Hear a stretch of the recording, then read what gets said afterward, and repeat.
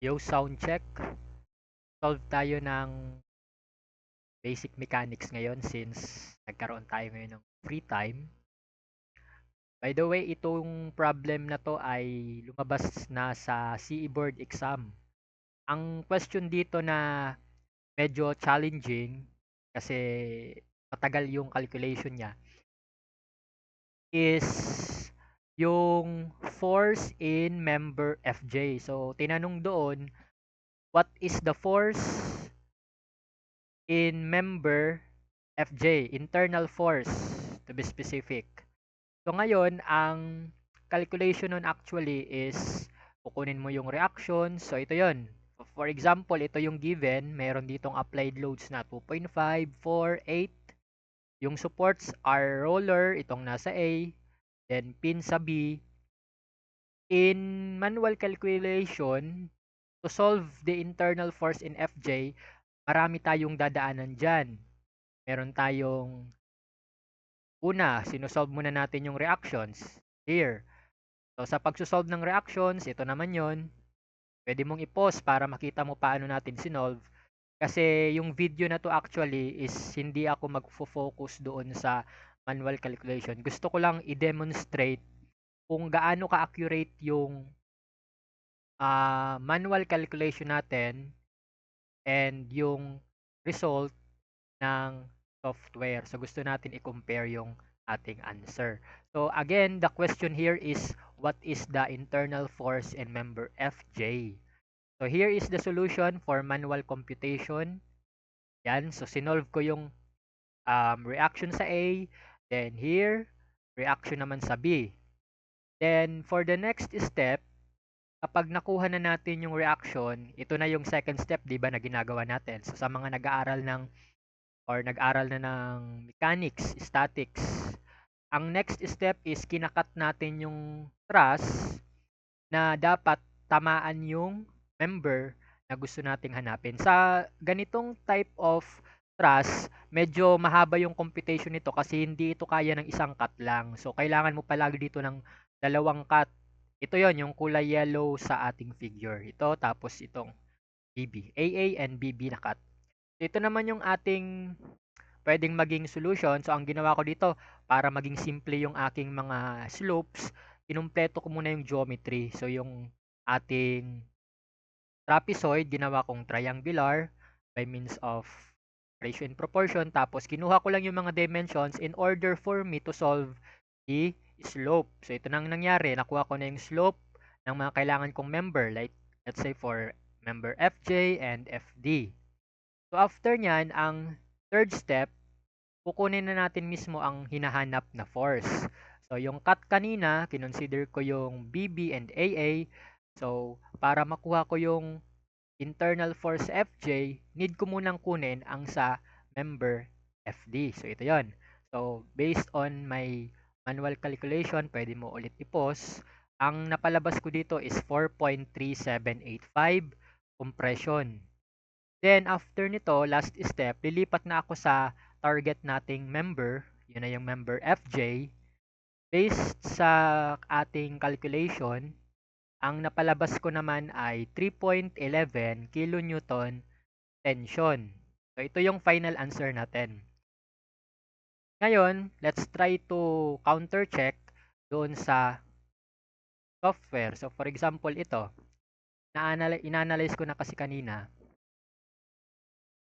Okay, so for example, i-check natin siya sa software. So ito 'yon. All the dimensions are the same. Syempre, i-ano lang natin, pagkakopyahin lang natin yung lahat ng parameters doon sa manual manual computation natin. So, bale, yung mga numbers dito ay mga beams. Then, para makita natin yung applied loads, so ito na yung ating geometry, nilagyan ko na rin ng load. Again, for demonstration lang. So, ito yung 2.5 sa taas, 4 sa bandang gitna, tapos 8 dito naman.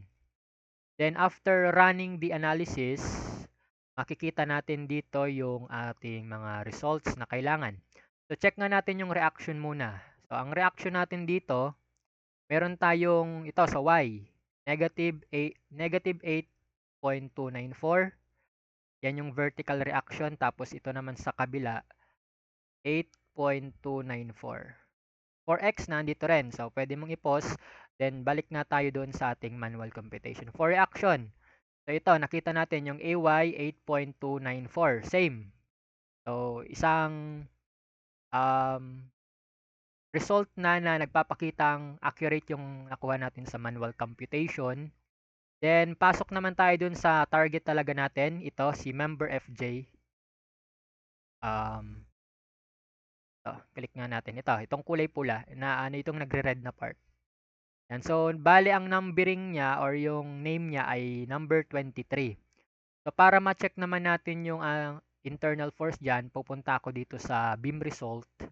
Then, dito sa beam table, beam column, hanapin ko lang yung number 23. Ito yung number 23. Yan yung FJ doon sa ating manual computation. So, ito, yung nagre-red na part dito sa left side. So, kiniklik ko kasi yung number 23. Kung i-check natin yung axial force dyan, which is yung nakuha ko kanina, dito mo siya makikita sa Fx. Yan, dito sa Fx. Yan yung axial force dito sa result natin sa software. So, ngayon, ang nakuha natin sa 23, negative 3.112 and positive 3.112.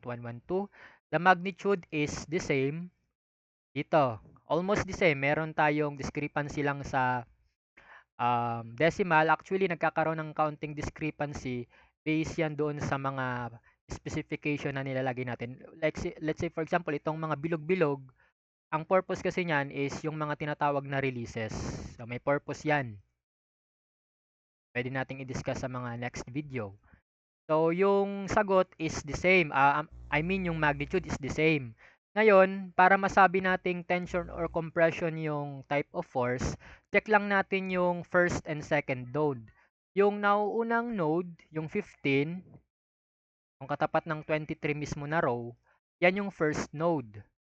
And yung second node is 7. Ngayon, kapag ka yung first node is negative and yung second node is positive, ibig sabihin nun, tension ang force sa member na yon. Paano naman masasabing compression? Siyempre dapat baliktad. Kapag ka yung first node is positive and yung second node is negative, compression naman yon. So let's say for example, babalikan ko yung member FD ito. 'Di ba compression ito si FD? Saan yun sa figure? Asa na si FD ito? Yung naka-inclined na leg. Yung naka-inclined na leg. Kung hahanapin natin siya dito sa model natin sa software, siya yung beam 17. Ito, si beam 17. So, balik tayo dito sa table. Hanapin natin yung 17. Ito si 17. Kiniklik ko ulit. So, sa left part, yung nagre-red. So, ibig sabihin, nakiklik na siya. Yung first node is 15 again. Second node is 16. So, dito sa first node, positive ang value. Pero sa second node, negative. Pero pareho ang magnitude. Kasi dapat same naman yan talaga. Pero ang sabi natin, pag yung first node is positive and yung second node is negative, ibig sabihin nun, compression ang force na naandun sa member na yan. By the way, paano natin masabing first node, second node? I-on ko lang yung beam incidence, itong mga kulay green and kulay blue. Ibig sabihin ng kulay green, yan yung start node. Tapos yung blue naman, yun yung end. So, kaya meron tayo ditong start and end node or first and second node. So, ibig sabihin na check natin na yung result dito sa software is accurate and dito naman sa manual computation, same ang result. So, syempre, gusto natin na bukod sa ginagamit natin yung software is dapat naka-counter check natin lagi kung tama ba or correct ba yung nakukuha nating result based doon sa natutunan natin sa college na mga manual computation.